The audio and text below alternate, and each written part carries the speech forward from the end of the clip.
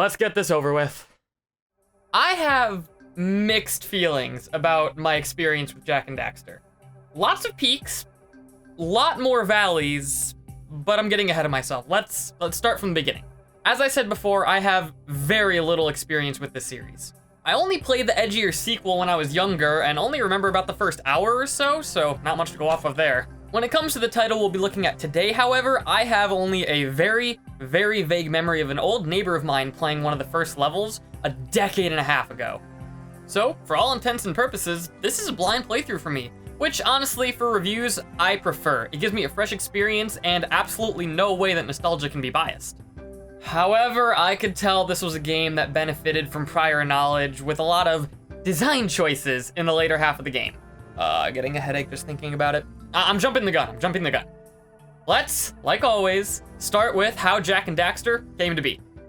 With the recent release of Nintendo's biggest game yet, Mario 64, the guys over at Naughty Dog were pretty stunned at what the gaming scene was becoming. Open world platformers were such a new concept, and Mario 64 just proved that they can work. Naughty Dog knew that this was an idea they had to jump onto, and fast. And Sony, wanting a new IP for the soon-to-be-released PS2, was all for the idea of making a new open-world style game.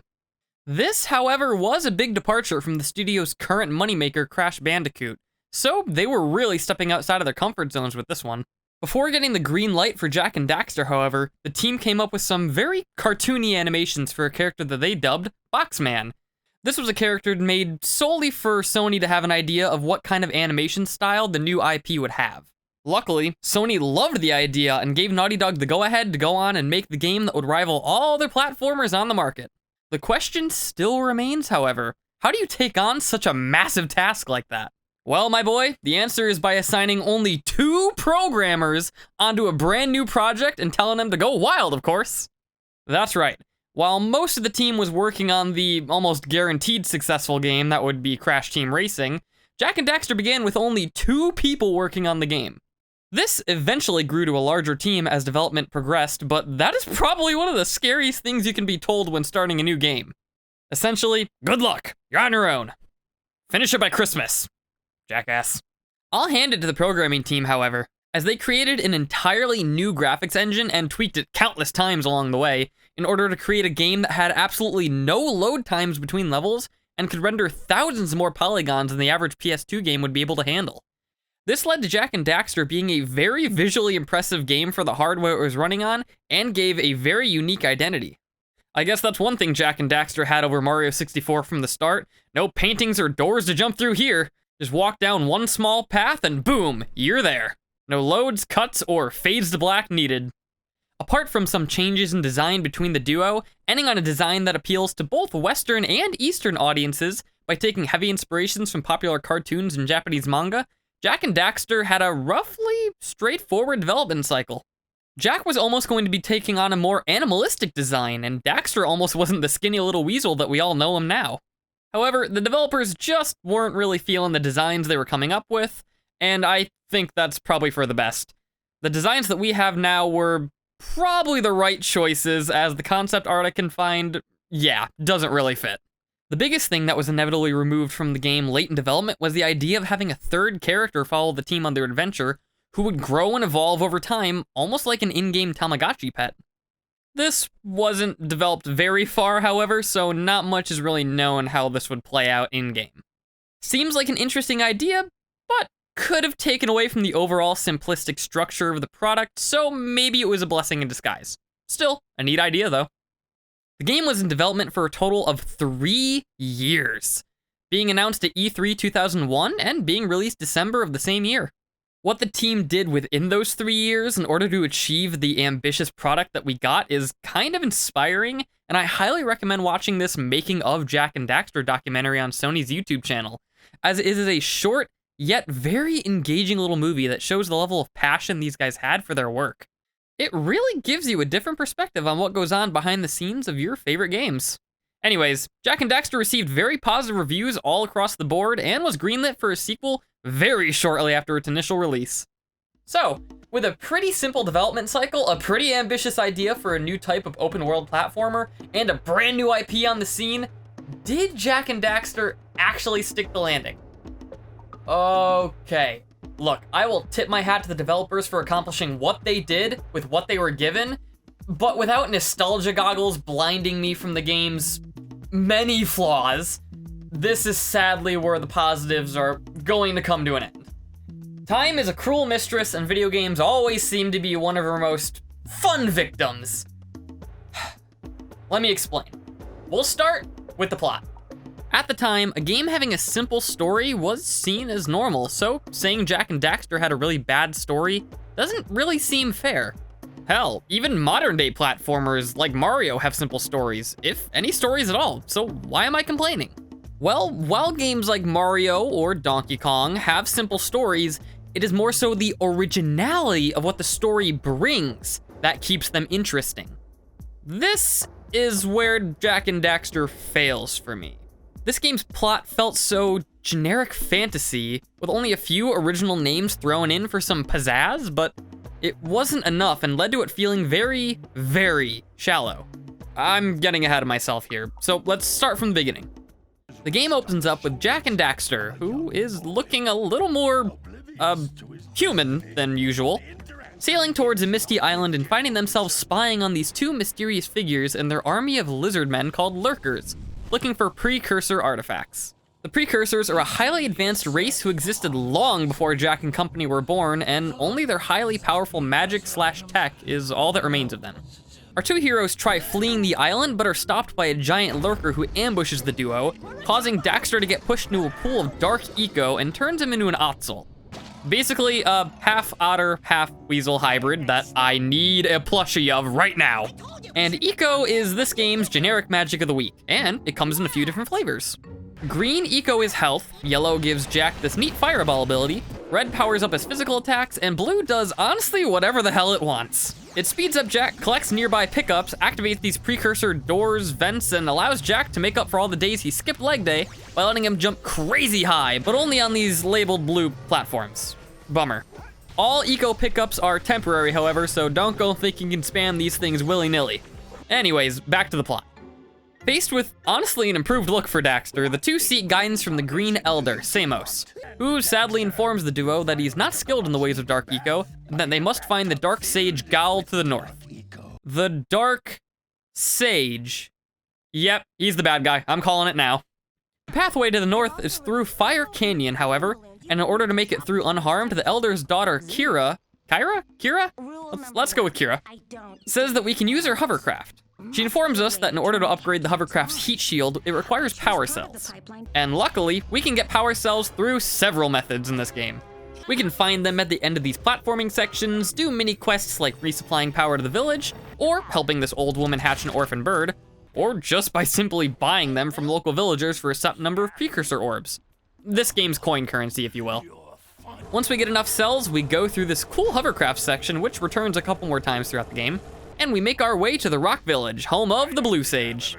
Curiously though, this sage seems not to be around, and his home appears to be left in shambles.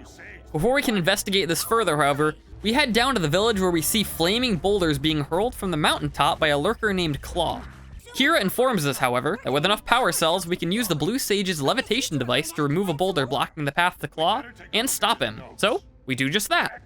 And right here is where I feel the game began to take a steep nosedive right into the lava pits that we found ourselves fighting on. The difficulty curve from this point on was so steep that I questioned whether there was some secret level up system I was missing, because I was getting my ass handed to me on a silver platter by Claw. It took me over 15 tries to beat him, and it's all because of this do or die shit that the game seemed to have a freaking fetish for from this point onward. It was also at this moment where I realized that the game was going to be permanently structured like, go to new area, get power cells to power miscellaneous item, and go to next area. Now a structure like that can work, but this game had nothing added to it to keep me from seeing how shallow the overall plot was becoming. No extra precursor lore, no tension between the two heroes, or hell, no real character development of any type.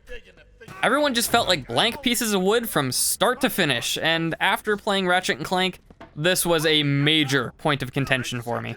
Okay, whatever. We're almost done here. Let's just wrap this up. Beyond Claw lies the Mountain Pass, yet another hovercraft level that leads to the third and final level hub of the game, the Volcanic Crater. Here we find that the Red Sage is missing as well, and before we even have time to ponder his whereabouts, the villains reveal themselves and inform us that they have taken the sages and plan to use them to power a giant precursor robot that will open up the Dark Silo on the island. In doing this, Dark Eco will spill out and shape the world in their image. Blah, blah, blah, generic villain stuff. Honestly, I've heard all this before.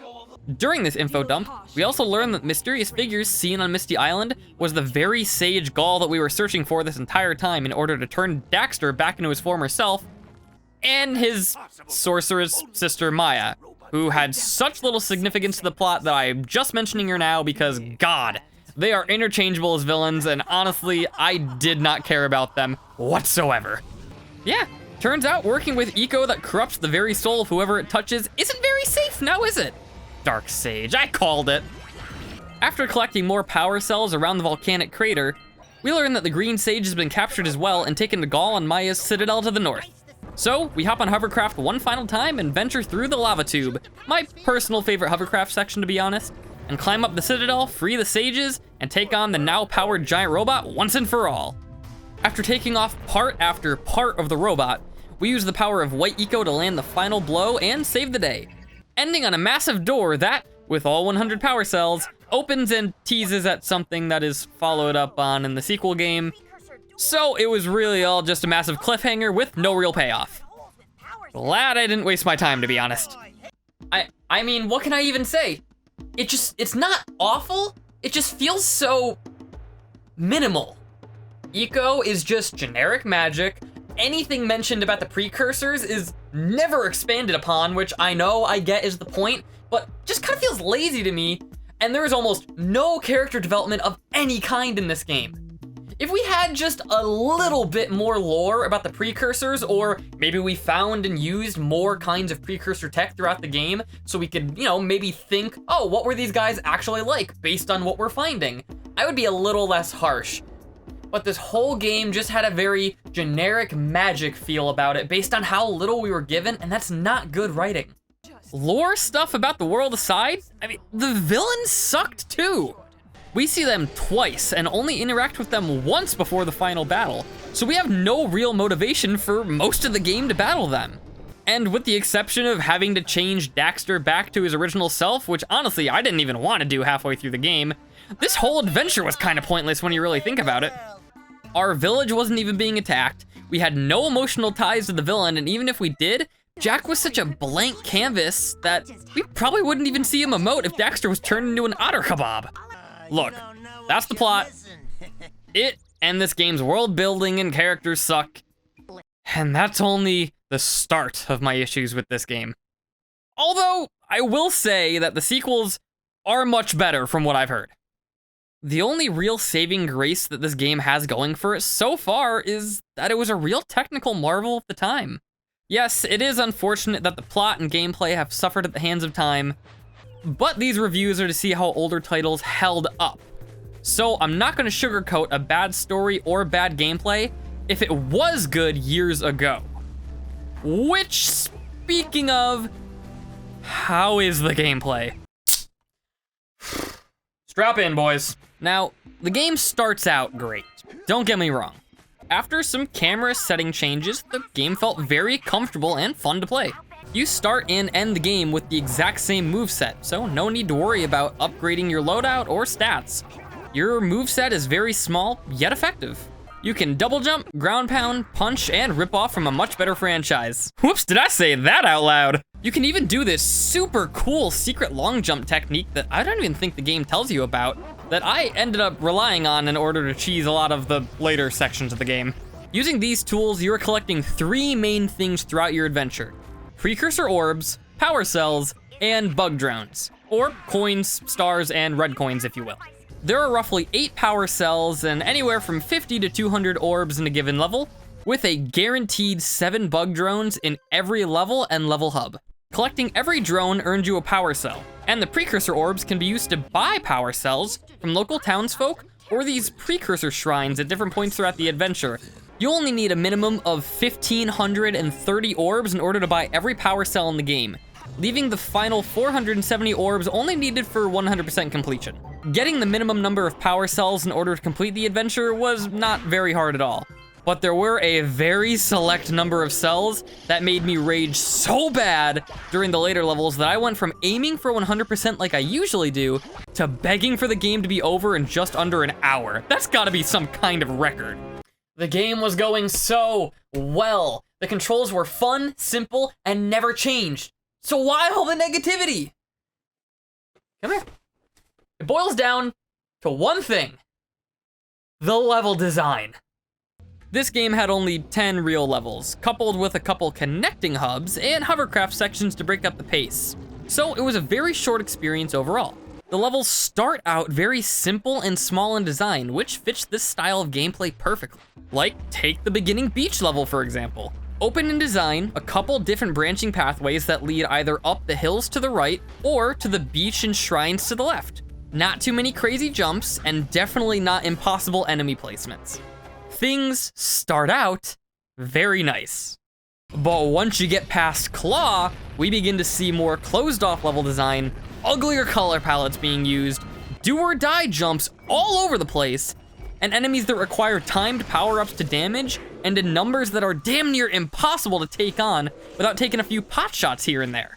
It's not like I'm saying level design can't get more dangerous as the game goes on, that's kinda the nature of video games, but it's when the game starts throwing obstacles at you that feel like they weren't designed with your current moveset or mobility at all in mind that I begin to have an issue.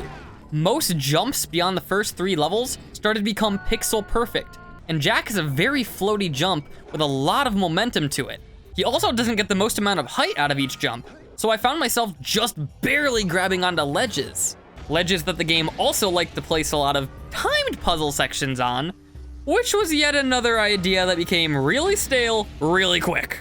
One of the game's constant puzzles was involving the blue eco and quickly taking it to these powerless eco vents in order to power it up and either get orbs or supplying power to a moving platform for further platforming.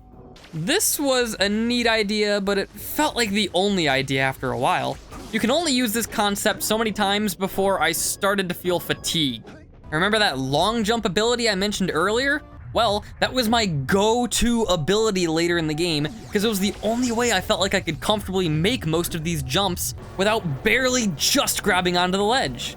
The only issue with this, though, is that that jump requires a roll first, which takes space to use, and trying to long jump on a second's notice often led to me just rolling to my death anyways. This is when level design began to really piss me off, as one little change of moving platforms closer, removing death pits, or making long jumps easier to perform would have saved so many headaches. Now, it's not all platforming. There were a few changes in gameplay here and there, so it's not all bad. Or, wait, no, those things controlled horribly too, so never mind, it is all bad. During this fishing and rat shooting minigame, it felt like the developers put grease under my control stick before shipping it, because I overshot my targets so many times due to these game's controls. However, they were short and scarce, I think only showing up like 2 or 3 times, so it wasn't a major gripe, but it was something that I ended up writing down, so I'm saying it here. It's playable, but it does take some getting used to.